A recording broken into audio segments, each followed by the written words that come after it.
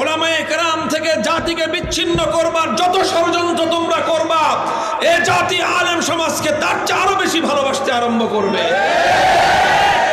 আজকের এই মাহফিল তার অন্যতম প্রমাণ। তেমন কোনো আয়োজন নেই, কোনো প্রচারণা নেই, কিন্তু বাদ ভাঙ্গা জোয়ার ছুটেছে মাহফিলগুলোর দিকে। কোরআনের মাহফিলগুলো ইনশাআল্লাহ এবছর আমার ধারণা প্রতিটি মাহফিলে আগের চেয়ে আরো বেশি জনশক্তির উপস্থিতি হবে। ওলামায়ে কেরাম সমাজে দায়িত্ব পালন করছেন বলে আজও পর্যন্ত নাস্তিক এবং মুরতাদরা সমাজের মধ্যে তারা খেয়ে পড়ে বেঁচে আছে। ওলামায়ে কেরাম দায়িত্ব পালন করছেন বলে সমাজটার মধ্যে এখনো পর্যন্ত মানুষ বেঁচে থাকবার মতো, মানুষ বসবাস করবার মতো অনুকূল পরিবেশ কায়েম রয়েছে। আলেমদের এই সকল ভূমিকাগুলি যদি না থাকতো, সমাজ বিনির্মাণে ওলামায়ে কেরামের এই কন্ট্রিবিউশন যদি না থাকতো, বাংলার এই প্রত্যেকটি অঞ্চলে অঞ্চলে, প্রতিটি পাড়ায় পাড়ায়, গ্রামে গ্রামে ওলামায়ে কেরামের কোরআনের মাহফিলগুলি যদি না হতো, রাত আর দিনের এই নীরবতা ভেদ করে ওলামায়ে কেরামের সুললিত কণ্ঠের কোরআনের তেলাওয়াতের আওয়াজ যদি গুঞ্জরিত না হতো, তা আল্লাহর এই জমিনে মানুষ বসবাস করবার উপযুক্ত থাকতো না। তোমরা বুঝো না ওলামায়ে কেরাম কি করে। তোমরা প্রোডাকশন মনে করছো খালি মুরগির বাচ্চা ফুটানো প্রোডাকশন। তোমরা প্রোডাকশন মনে করছো গরুর বাছুর আর ছাগলের বাচ্চা হওয়ার নাম প্রোডাকশন। তোমরা প্রোডাকশন মনে করেছো শুধুমাত্র হাড়ি পাতিল আর কয়েকটা পণ্য তৈরি করবার নাম প্রোডাকশন। সমাজের সবচেয়ে বড় প্রোডাকশন হলো সমাজের মানুষকে সত্যিকার মানুষে পরিণত করা। আলহামদুলিল্লাহ, আল্লাহ পাক রব্বুল আলামিন কিয়ামত পর্যন্ত ওলামায়ে উম্মতের এক জামাতকে এভাবে কায়েম রাখবেন। এরপরে যখন আল্লাহর সিদ্ধান্ত হবে যে আর এই জমিনটাকে আমি টিকিয়ে রাখবো না, তখন আল্লাহ পাক রব্বুল আলামিন সমস্ত ওলামাদেরকে তুলে নেবেন।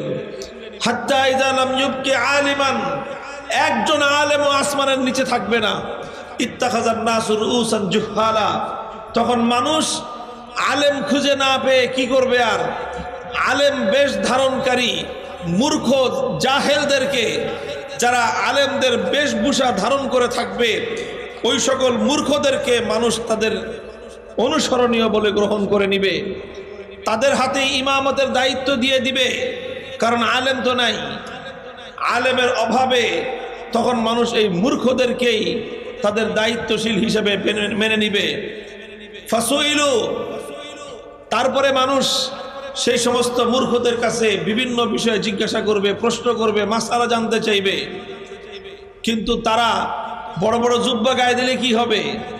বড় বড় পাগড়ি মাথায় দিলে কি হবে? ভিতরে তো এলেম কালাম কিছুই নাই।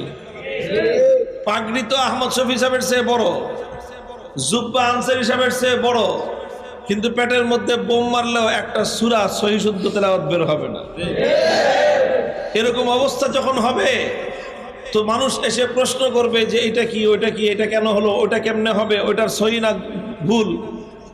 কিন্তু জাহেল তো মূর্খ, জানে না কিছু, তার কোনো এলেম নাই, জ্ঞান নেই। চিন্তা করবে যদি মানুষকে প্রশ্নের উত্তর না দেই তো ধরা পড়ে যাব, তা আমি ভুয়া। তো যা মনে আসবে তাই বলতে থাকবে, যা মনে আসবে তাই বলতে থাকবে। এভাবে ভুলভাল মানুষকে ফতোয়া দিবে, ভুলভাল মানুষকে মাসলা বলে দিবে। ফদাল্লু আদাল্লু, নিজেও পথভ্রষ্ট হবে, দুনিয়াবাসীকেও পথভ্রষ্ট করে ছাড়বে। এই দৃশ্য কখন বাস্তবায়িত হবে? এই পরিস্থিতি কখন তৈরি হবে? যখন দুনিয়াটা হাক্কানি আলেম সমাজ শূন্য হয়ে যাবে, যখন এভাবে দুনিয়া ওলামা শূন্য হয়ে যাবে, ইলমে দ্বীন শূন্য হয়ে যাবে, দুনিয়া থেকে ঈমান উঠে যাবে, দুনিয়া থেকে ঈমান উঠে যাবে, সারা দুনিয়া মূর্খতার অন্ধকারে ছেয়ে যাবে। এক সময় দুনিয়া থেকে ঈমান উঠে যাবে, কুফরির ঘোর অন্ধকারে দুনিয়া নিমজ্জিত হবে। যখন সারা দুনিয়া কুফরিতে ভরে যাবে, আল্লাহ পাক রব্বুল আলামিন চিন্তা করবেন আসমান আর মাথার উপর রেখে লাভ নাই, আসমান জমিন ভেঙে আল্লাহ পাক কিয়ামত কায়েম করে দিবেন। মুহতারাম হাজিরিন, কথা লম্বা নয়, একটা ছোট্ট কথা বলবার জন্য এই দীর্ঘ আলোচনা আমি করলাম আপনাদের সম্মুখে। আলহামদুলিল্লাহ, ওলামায়ে কেরাম তারা এই জমিনের মধ্যে আল্লাহর দ্বীন শুধু নয়, বরং দুনিয়ার জগৎবাসীর জন্য আল্লাহর পক্ষ থেকে বিচার রহমত হিসেবে তারা কায়েম হয়ে আছেন। আর এই জন্যই তারা মানুষের কাছে এতটা মহব্বতের পাত্র। আল্লাহ পাক রব্বুল আলামিনের উসুল, আল্লাহর নিজাম, আল্লাহর নিয়ম হলো এই যে আল্লাহ পাক রব্বুল আলামিন যাকে আল্লাহর দ্বীনের জন্য যে খিদমত করে, আল্লাহর দ্বীনের জন্য যে নিজেকে পেশ করে, আল্লাহ পাক রব্বুল আলামিন তাকে মহব্বত করেন। হাদিসের মধ্যে আসছে আল্লাহ পাক রব্বুল আলামিন তার কোনো বান্দাকে যখন মহব্বত করেন, জিবরিল আমিনকে আল্লাহ ডেকে বলেন, জিবরিল আমি আমার অমুক বান্দাকে মহব্বত করি, সুতরাং তুমিও মহব্বত করতে শুরু করে দাও।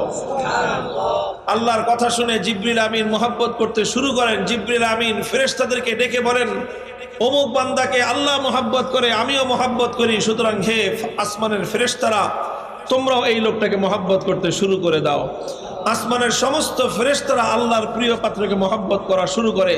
ফায়ুজালাহুল কবুল ফিদ দুনিয়া, অতঃপর আসমানের ফেরেশতাদের সেই ভালোবাসার প্রতিচ্ছবি, তার প্রতিবিম্ব পড়ে এই জমিনের মধ্যে। তখন জমিনওয়ালারা, দুনিয়াবাসীরাও আল্লাহর সেই প্রিয় ব্যক্তিকে মহব্বত করতে আরম্ভ করে। একজন মানুষ যখন আল্লাহর এরকম মাহবুব হয়ে যায়, আর আল্লাহর প্রিয় পাত্র হওয়ার জন্য সবচেয়ে মোক্ষম এবং সবচেয়ে উত্তম উপায় হলো ওই জিনিসের মাধ্যমে আল্লাহর প্রিয় পাত্র হওয়া যায় যেই জিনিস আল্লাহর কাছ থেকে এসেছে, অর্থাৎ আল্লাহর কালাম এবং আল্লাহর কোরআন। আল্লাহর কোরআনের মাধ্যমে বান্দার আল্লাহর কাছে সবচেয়ে বেশি মাহবুব হয়ে যায়, সবচেয়ে বেশি প্রিয় হয়ে যায়। এই সবগুলো বিষয় আল্লামা জুবায়ের আহমদ আনসারীর মাধ্যমে আমরা জীবন্ত নমুনা দেখেছি, তার বাস্তবায়ন দেখেছি। একবিংশ শতাব্দীতে এই আখেরি জামানায় তার এক জ্বলন্ত দৃষ্টান্ত আমরা লক্ষ্য করেছি যে আল্লাহর কোরআনের এই খাদেম, কোরআনের খিদমত করার জন্য বাংলাদেশের মনে হয় এমন কোনো অঞ্চল নেই, এমন কোনো জনপদ নেই যেই জনপদে আল্লামা আনসারীর পদচারণা না হয়েছে। প্রতিটি জনপদে তিনি কোরআনের খিদমতের জন্য গিয়েছেন। মুহতারাম হাজিরিন, আল্লামা আনসারী রহমতুল্লাহ আলাইহি কোরআনের খিদমত করেছেন।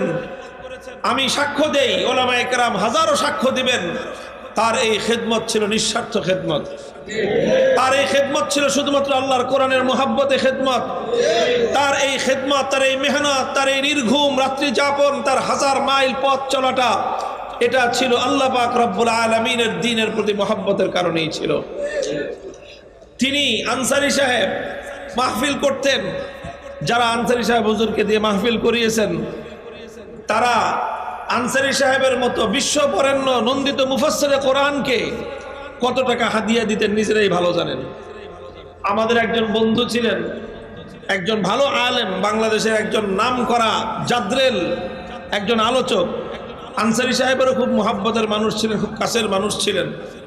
তিনি একদিন হাসতে হাসতে হাসতে হাসতে একটু মজাক করতে করতে তিনি বলছেন, আল্লাহ দোয়া করি আনসারী সাহেবরা যেন ডেলি 10টা করে মাহফিল দেয়, আর প্রত্যেকটা মাহফিল থেকে যেন 1000 টাকার বেশি হাদিয়া না পায়।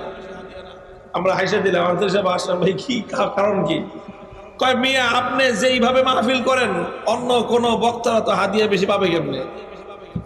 আপনার মতো মাহফিল আনসারীকে যদি ওলা মানুষ বক্তব্য দাওয়াত দিয়ে 2000, 4000, 5000 টাকা ধরায় দেয়, আপনি তো কোনোদিন মুখটা মলিন করে তাকানো না, কয় টাকা দিল খবরও নেন না। তো আপনার কারণে অন্য সব বক্তারা তারা হাদিয়া কম পায়। এই জন্য আপনার এই দোয়া দিলাম যে আল্লাহ আরো মাহফিল দিক আপনারে, আর হাদিয়া যেন আপনারটা আরো কমে যায়। আল্লাহু আকবার। বাস্তবেই এরকম ছিলেন, বাস্তবিক পক্ষে আনসারী সাহেব এরকম ছিলেন। উনি যখন অসুস্থ হয়ে পড়লেন, মেজর অপারেশন হলো, বড় ধরনের অপারেশন, যেই অপারেশনের পর ওনার উঠে সোজা হয়ে দাঁড়াবার কথা নয়, যেই অপারেশনের পর ওনার সম্পূর্ণ বেড রেস্টে থাকবার কথা, ওনার আত্মীয় স্বজন, আপনজন, বন্ধু বান্ধব, দূরের কাছের সমস্ত ওনার যারা ভক্তবৃন্দ, মোহাব্বতের মানুষ, তাদের সকলে বাধা দেওয়ার পরেও আনসারী সাহেবকে কোরআনের মাহফিল থেকে কেউ দূরে সরে রাখতে পারে নাই। কোরআনের মাহফিল করা ছিল ওনার প্রাণের স্পন্দন। উনি সুদূর আমেরিকায় দ্বিতীয়বার যখন নাকি ওনার জটিল অপারেশন হলো, আমেরিকায় তিনি তখন হাসপাতালের পোস্ট অপারেটিভ যেই অপারেশনের পরবর্তী যেই রুমে, পোস্ট অপারেটিভ রুমে যখন তিনি, আমি নরসিংদী এসেছিলাম এক মাহফিলে, ওনার আনসারী সাহেবের দাওয়াত ছিল, অথচ তিনি তখন আমেরিকায় পোস্ট অপারেটিভ রুমে। মাহফিল থেকে ফোন করা হলো হুজুরের সাথে একটু কথা বলার জন্য। ফোনে এখান থেকে বললেন মৌলানা মুখতার হোসেন রায়পুরি যে হুজুর মানুষ সব একটু আপনার কথা শুনতে চায়। হুজুর ওখান থেকে আনসারী সাহেব হুজুর রহমতুল্লাহ আলাইহি অপারেশন পরবর্তী পোস্ট অপারেটিভ রুম থেকে জটিল অবস্থায় সেখান থেকে তিনি মোবাইলে কোরআনের যেই সুললিত ওনার তেলাওয়াত ছিল, যেই তেলাওয়াতে সারা বাংলাদেশের মানুষকে তিনি মাতোয়ারা করেছেন, সারা পৃথিবীর মানুষকে কোরআন পাগল প্রেমিকদেরকে তিনি মাতোয়ারা করেছেন, সেই সুললিত কণ্ঠের তেলাওয়াতের মাধ্যমে সুদূর আমেরিকার হাসপাতালের পোস্ট অপারেটিভ রুম থেকে বাংলার এক জনপদের ওলা মানুষদেরকে তিনি কোরআনের তেলাওয়াত শুনিয়ে মুগ্ধ করেছেন, লম্বা কথা বলেছেন এবং হাস্যরস করেছেন। মানুষটাকে মনে হয়েছে আমার কাছে যে বাংলায় ভাষায় একটা শব্দ আছে মৃত্যুঞ্জয়ী। মৃত্যুঞ্জয়ী, মৃত্যুকে যে জয় করে। আসলে মৃত্যুকে জয় করার অর্থ এটা নয় যে একজন মানুষ লম্বা হায়াত পেল, এটার নাম মৃত্যুকে জয় নয়। মৃত্যুকে জয় করার অর্থ হলো নিশ্চিত মৃত্যুকে জেনেও মৃত্যুর দুয়ারে দাঁড়িয়েও হাসি মুখে যে আল্লাহ পাক রব্বুল আলামিনের কোরআনের আওয়াজ বুলন্দ করতে পারে, সেই হলো প্রকৃত মৃত্যুঞ্জয়ী। আল্লামা আনসারী রহমাতুল্লাহ আলাইহি এই অর্থে, প্রকৃত অর্থে মৃত্যুঞ্জয়ী ছিলেন এবং তিনি অমর, কিয়ামত পর্যন্ত তার তেলাওয়াতে কোরআনের মাধ্যমে তিনি জিন্দা থাকবেন। বলছিলাম এই তেলাওয়াত, এই কোরআনের খেদমত, এই কোরআনের প্রতি ভালোবাসা তাকে আল্লাহ পাকের প্রিয় পাত্রে পরিণত করেছিল। আল্লাহ পাকের সেই মহাব্বতের আসর আসমানে পড়েছে, আর সেই মহাব্বতের আসর জমিনওয়ালাদের মধ্যেও পড়েছিল। আর তারই কিছুটা বহির্প্রকাশ ঘটেছে। নজিরবিহীন আমি তো বলবো শতাব্দীর সর্বশ্রেষ্ঠ জানাজা হয়েছে মরহুম আনসারী রহমাতুল্লাহ আলাইহি। করোনা কালের অচল অবস্থার সমস্ত দেয়াল ভেদ করে, সমস্ত অচল অবস্থার গণ্ডি পেরিয়ে যেভাবে বাঁধ ভাঙ্গা জোয়ারের মতো মানুষ আল্লামা আনসারীর জানাজায় শরীক হয়েছিল, এদেশের কোরআনের দুশ্মন, নাস্তিক্যবাদের দোসর, ওলামায়ে কেরামের দুশ্মনদের গায়ের মধ্যে আগুন ধরে গিয়েছিল। তারা হতবিহ্বল হয়ে গিয়েছিল, তারা আশ্চর্যান্বিত হয়ে গিয়েছিল যে একজন আলেমের জন্য মানুষ এরকম পাগল পারা হয় কিভাবে।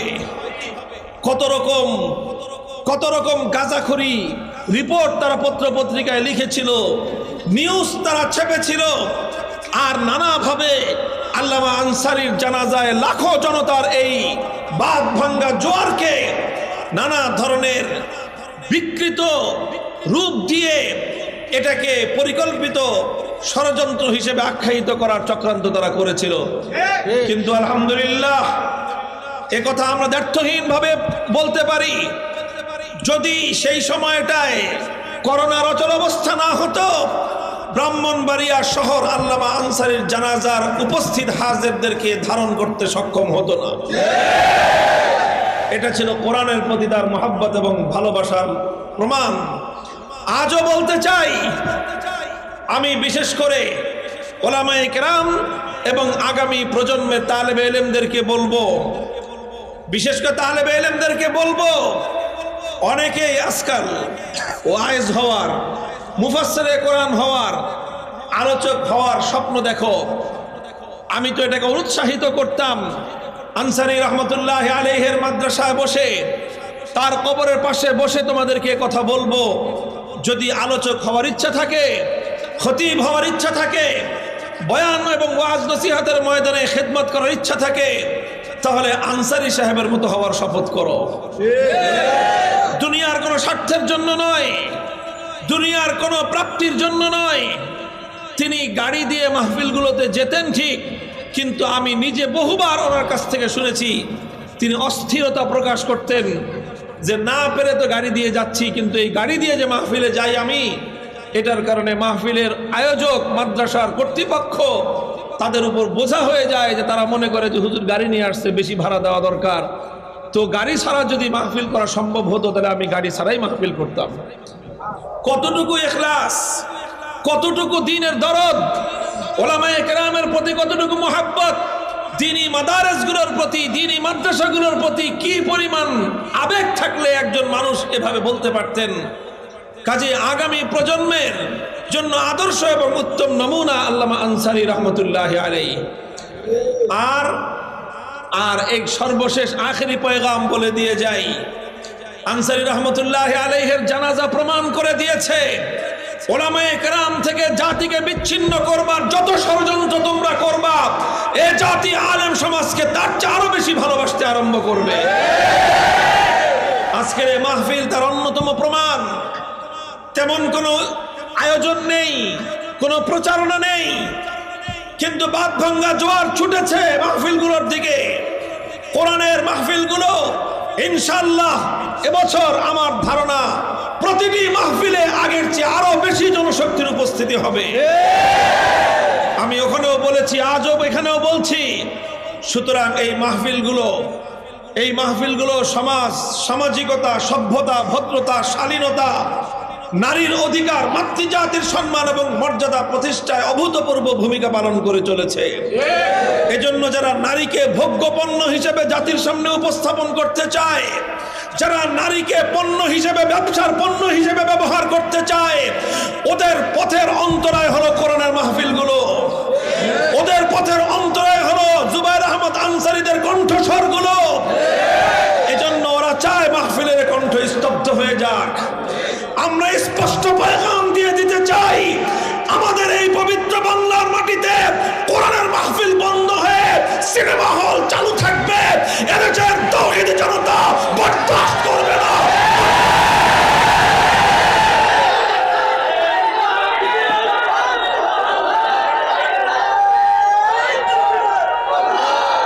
ইনশাআল্লাহ আল্লামা আনসারী রহমাতুল্লাহ আলাইহি যতদিন ছিলেন,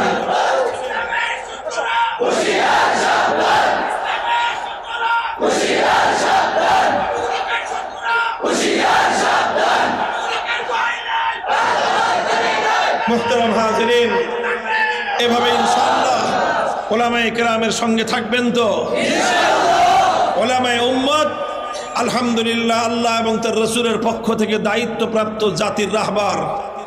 ওলামায়ে কেরাম তারা আল্লাহ এবং তার রাসূলের পক্ষ থেকে দায়িত্বপ্রাপ্ত উম্মতের, দেশের এবং জাতির পথ প্রদর্শক। কাজেই আলেমদের থেকে জাতিকে বিচ্ছিন্ন করবার প্রতিটি চক্রান্ত এবং ষড়যন্ত্র সম্পর্কে সজাগ থাকবেন। আল্লাহ পাক রব্বুল আলামিন আপনাদেরকে তৌফিক দান করেন। আল্লামা জুবায়ের আহমদ আনসারী রহমাতুল্লাহ আলাইহির জীবনব্যাপী খিদমাতকে আল্লাহ পাক কবুল করেন। তার রেখে যাওয়া এই আমানত আমরা ওনার ইন্তেকালের কয়েকদিন আগে রাবেতাতুল ওয়াইজিনের পক্ষ থেকে আল্লামা আনসারী রহমাতুল্লাহ আলাইহিকে শেষবারের মতো দেখতে ওনার বাড়িতে গিয়েছিলাম।